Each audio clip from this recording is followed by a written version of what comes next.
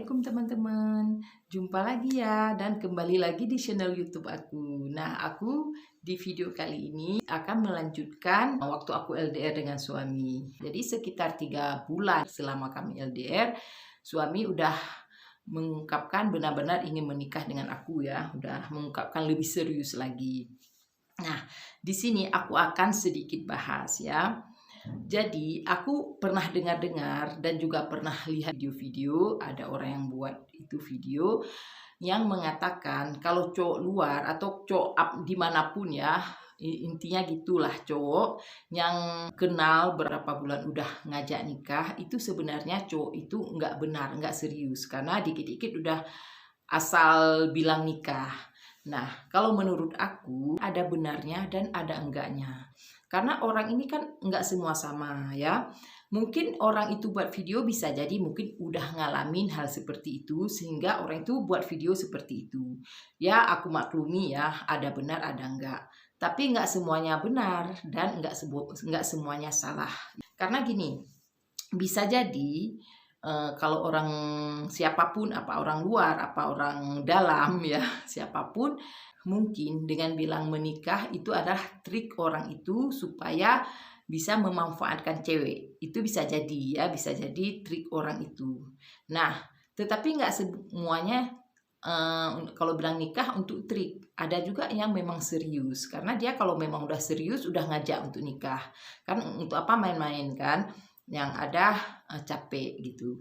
Nah, disinilah kita lihat keseriusan cowoknya. Jadi lihat buktinya. Kadang-kadang cuma bilang nikah aja di mulut, tapi kelakuannya nggak sesuai. Justru kelakuannya itu sangat kayak mana gitu ya, nggak bisa aku bilang lah. Pokoknya kelakuannya nggak bagus. Tetapi ada juga yang ngajak nikah walaupun baru kenal udah ngajak nikah tapi memang betul-betul dia untuk serius, untuk memang benar-benar menikah. Dan kita kan bisa lihat juga dari perilaku dia, memang tujuan dia untuk menikah. Jadi kita kan udah dewasa, udah bisa membandingkan cowok yang ngajak nikah yang serius dan yang enggak serius. Itu aja kalau menurut aku sih ya. Jadi harus jeli kita melihat cowoknya tujuannya untuk apa. Aduh, banyak kali lalu. Lanjut lagi ke pembahasan aku LDR. Oh ya, aku kan ada bilang kalau orang tua suami pernah enggak merestui ya, sempat enggak merestui hubungan kami. Sebenarnya itu ada masalahnya. Kenapa sampai orang tua suami enggak merestui. Jadi begini ya teman-teman, aku kan kenalan dengan suami 2018 sekitar bulan 6. Jadi setahun LDR 2019 pertengahan sekitar bulan 6 gitu juga ya, bulan 6 atau bulan 7 gitu. Jadi selama kami LDR selama setahun itu dari 2018 sampai 2019, kami membahas siapa sebenarnya yang akan ke Turki, apakah aku yang ke Turki atau suami aku yang ke Turki. Kan kayak gitu, kemarin itu kami masih dalam rangka membahas. Waktu kami LDR itu aku sering ngeluh ya, aku sering ngeluh kalau aku yang ke Turki gimana anak aku kan ada anak ya kan. Nah, sedangkan suami aku dia memang Buddha tapi nggak ada anak, anaknya udah meninggal waktu bayi. Jadi dia nggak ada yang dipikirkan, kalau aku kan ada mikir anak. Jadi suami aku mikir karena aku sering ngeluh sehingga dia memutuskan biar dia aja yang ke Indonesia.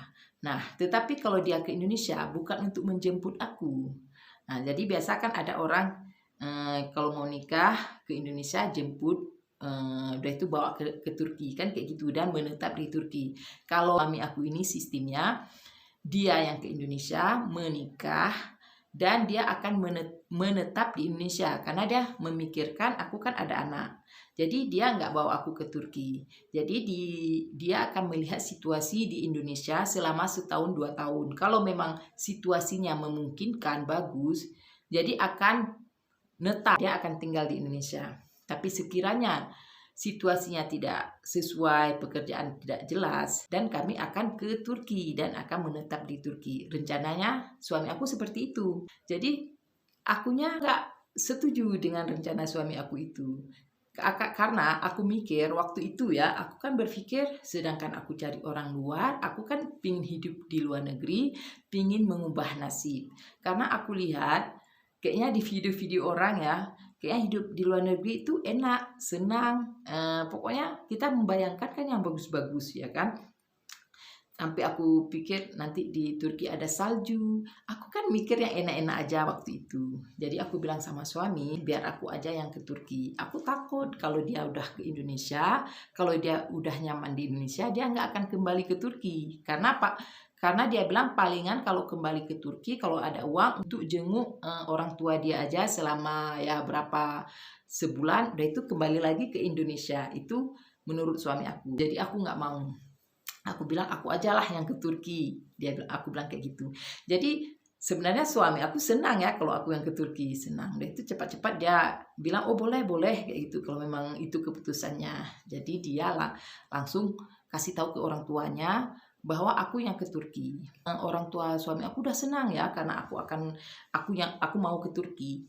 Aku udah mulai pengurusan karena kan untuk berangkat ke Turki aku kan banyak aku harus urus surat cerai juga gitu kan, paspor, pokoknya banyak lah yang harus aku urus dan aku juga buat NA. Jadi aku lama juga ya surat cerainya selesai hampir 5 bulan karena kalau menurut orang kantor pengadilan bilang kalau lain kabupaten lama, pokoknya nggak perlu aku bilang prosesnya ya, aku skip aja nanti kepanjangan.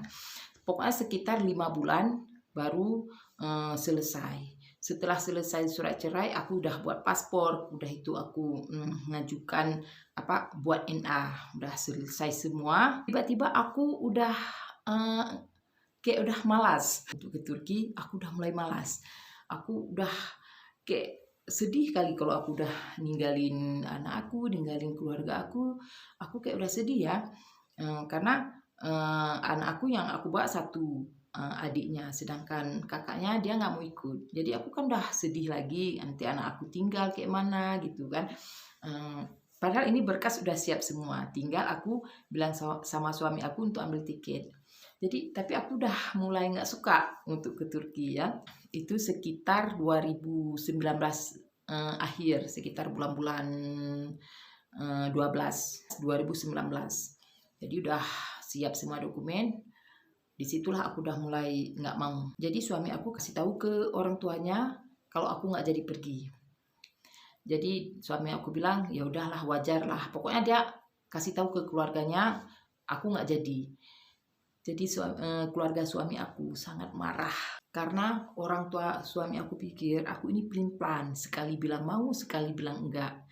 Jadi disitulah orang tua suami aku udah mulai nggak suka sama aku karena aku pelin-pelan. Karena aku pelin-pelan, dia takut kalau seandainya anaknya ini ke Indonesia, nanti aku gampang aja nggak mau dengan suami aku ini. Jadi di situ udah itu kan aku udah nggak enak juga ya karena mamanya udah marah dengan aku, udah bilang aku pelin-pelan, dibilang aku nggak bisa dipercaya, ingkar janji kayak gitulah ya.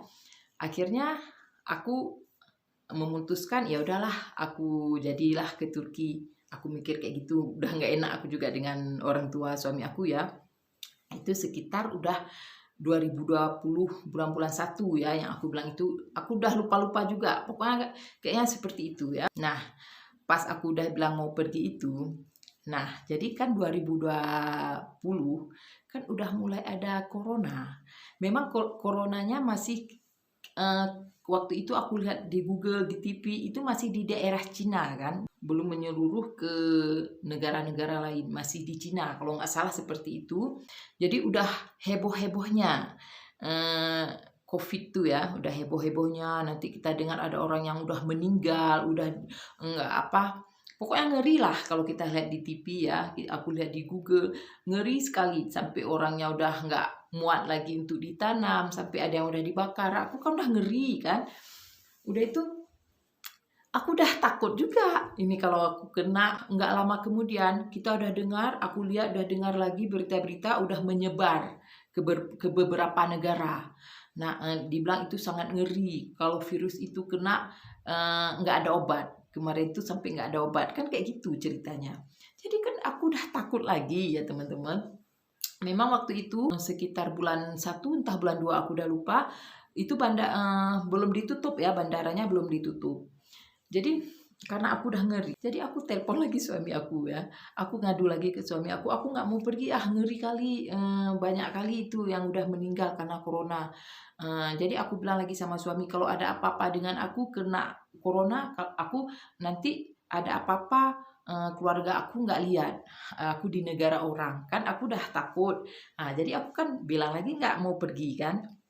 Nah, jadi dia kasih tahu lagi ke orang tuanya kalau aku udah nggak pergi lagi karena takut ada corona. Nah, di sini orang tua suami aku udah mikir lagi kalau aku ini cari alasan. Eh, Memang aku bukan cari alasan, memang udah takut ya. Aku nggak tahu lah kenapa mungkin orang tua mikirnya eh, nggak mikir panjang kayak gitu. Kalau aku kan mikir panjang karena ke negara orang. Kalau ada apa-apa dengan aku kayak mana? Orang tua suami aku ini mikirnya lain. Udah itu pelin-pelan udah 2 kali. Berarti aku nggak bagus, lebih baik, suami aku cari cewek lain aja, kayak gitu. Itu yang lebih parah lagi bapaknya ya, sangat marah ya, dia bilang, "Cari, cewek lain aja, lebih bagus cewek Turki," dia bilang, "dekat, nggak jauh kayak gitu. Ini apa nih, cewek Indonesia jauh, yang ada capek aja lah," kayak gitu kan. Sehingga sampai suami aku udah dicariin cewek-cewek yang ada di desa itu untuk suami aku. Jadi suami aku nggak mau lah kan. Untung suami aku nggak tinggal satu rumah dengan mamanya. Jadi kalau mamanya kan tinggal di desa, sedangkan suami aku tinggal di kota Karaman. Jadi sampai dia bilang sama aku, untung dia nggak tinggal satu rumah dengan mamanya. Kalau tinggal satu rumah dengan mamanya nggak bakalan sanggup dia dengar tiap hari orang ini merepet, marah-marah karena kami masih ada hubungan. Karena orang ini nggak mau lagi dengan aku karena 2 kali dah aku pelin-pelan. Sampai suami aku udah malas pulang ke desa. Kalaupun liburan, kalau memang ada liburan, ada apa itu udah malas pulang ke desa, ke rumah orang tuanya. Karena selalu direpetin, dimarahin ya kan. Nah, jadi hubungan kami tetap berlanjut. Nggak ada ngaruh ya, karena suami aku masih mempertahankan hubungan kami. Jadi nggak ada ngaruh dengan orang tuanya. Nah, masuk 2021, sekitar aku udah lupa, entah bulan 5, entah bulan 6. Kalau nggak salah, negara Turki udah buka untuk turis. Waktu itu kalau nggak salah, Turki udah buka ya, kalau Indonesia belum. Nah, jadi suami aku nanya lagi, kayak mana nih? Apa kamu masih mau ke Turki? Ini Turki udah dibuka, dibilang sama suami aku. Nah, aku memang udah nggak mau ya, nggak mau lagi. Aku nggak tahu udah nggak mau lagi ya. Tambah lagi aku udah takut kan, mamanya udah marah-marah ya kan. Karena aku nggak mau, suami aku memutuskan dia yang akan ke Indonesia. Nah, tetapi di Indonesia belum ada informasi kalau udah bisa masuk turis. Nah, waktu itu Indonesia memang udah bisa masuk, tapi kalau turis belum diterima. Yang boleh masuk seperti yang udah menikah dengan orang luar, kayak diplomat, belajar lah. Aku udah lupa. Pokoknya kalau untuk turis belum dibuka. Jadi sedangkan suami aku masuknya jalur turis. Orang tua suami aku tambah marah lagi. Karena suami aku mantap akan ke Indonesia dan perabot-perabot dia itu akan dijual. Nah, jadi tambah marah lagi ya kan. Karena kalau perabot itu kita beli mahal. Giliran waktu kita jual kan udah turun harga. Jadi udah bilang sama keluarganya, dia akan menjual semua perabotnya dan dia nggak akan sewa rumah lagi, dia udah siap untuk berangkat ke Indonesia. Di situ tambah marah lagi. Oh ya, aku lupa bilang, waktu aku LDR dengan suami aku itu kerja di security PLN gitu, tapi masih sistem kontrak ya. Jadi suami aku nggak melanjutkan lagi untuk kontrak. Padahal bosnya udah telepon berapa kali suruh masuk lagi. Karena suami aku perabotnya udah dijual, udah itu kerjaan udah nggak ada lagi. Dia kan udah nggak sambung lagi kontrak. Karena dia mikir kalau dia sambung, tiba-tiba Indonesia udah buka, dia kan nggak bisa ke Indonesia. Karena udah sambung lagi kontrak. Kan nggak mungkin dia udah itu keluar ya kan. Jadi kan dia tinggal di rumah orang tuanya, udah pulang ke desa. Jadi tiap hari dia direpetin, dimarahin. Jadi udah stres ya. Akhirnya suami aku seminggu sekali nelpon KBRI, nanya ya, kapan Indonesia dibuka untuk turis. Pokoknya seminggu sekali nanya ke KBRI, seminggu sekali nelpon KBRI. Sampai orang KBRI kadang-kadang kan udah kayak apa ya, udah kesal juga mungkin ya, sampai orang KBRI bilang sabar ya, nanti sekiranya udah dibuka saya akan hubungi dibilang sama orang KBRI. Jadi suami aku ini semakin stres ya, mau ke Indonesia, eh, belum dibuka untuk turis, tinggal dengan orang tua yang terus kena marah tiap hari karena apa? Karena dia udah pilih untuk ke Indonesia kan. Jadi dia sering ngeluh ke aku. Tiba-tiba aku udah sayang juga ya, karena aku nengok dia nampak udah stres, udah nih breo-breo kayak gini, nggak dicukur karena nampak lah orang udah stres kan. Aku kasihan lah ya. Awal bulan 10 aku bilang lah sama suami, jadilah aku ke Turki, tapi aku takut sama mama kamu, aku bilang kayak gitu kan. Jadi suami aku bilang nggak usah takut, kita nggak akan tinggal di desa. Jadi suami aku senang ya karena aku udah memutuskan untuk ke Turki. Nah, dia langsung cari-cari tiket penerbangan dan cari-cari tiket, pokoknya urus-urus visa lah semua untuk aku. Pokoknya dia yang atur semua, aku tinggal berangkat ya. Jadi pas tanggal 18 bulan 10 2021, suami aku nelpon. Dia udah pesan tiket. Tanggal 18 dia pesan untuk tanggal 26 bulan 10 2021. Kebayang nggak teman-teman? Itu kan cuma 8 hari ya, dari tanggal 18 ke tanggal 26. Dalam 8 hari itu, aku harus udah selesaikan semua dokumen. Aku tahu nggak kayak mana stresnya teman-teman. Karena kalau NA yang udah aku buat sebelumnya yang 2019 kan udah nggak bisa pakai lagi, tanggalnya udah mati, udah expired ya kan. Jadi aku harus ulang lagi dari nol. Alhamdulillah karena ada petinggal, jadi orang desanya itu tinggal ubah-ubah tanggal aja. Nah, jadi dari desanya siap sehari itu udah siap. Nah, aku kan harus bawa lagi ke KUA, di KUA lagi. Nah, udah itu pokoknya aku sangat kayak mana sangat sibuk, sangat memang betul-betul enggak sangat capek ya, karena aku harus kejar tayang lah kayak gitu ya. Alhamdulillah nggak ada hambatan, NA-nya selesai. Jadi aku kan harus ke Banda Aceh lagi untuk buat SKCK. Jadi aku nggak pulang lagi ke Lusmawe dan suami aku bilang jangan bawa banyak barang, bawa yang penting-penting aja. Memang nggak cukup waktu. Jadi cobek nggak terbawa, udah itu makanan-makanan Indonesia kayak terasi, kayak teri, karena berangkatnya itu buru-buru kayak gitu. Nah, jadi aku ingat sekali hari Jumat berangkat aku ke Banda Aceh. Jadi hari Sabtu kan nggak buka kantor, Poldanya nggak buka.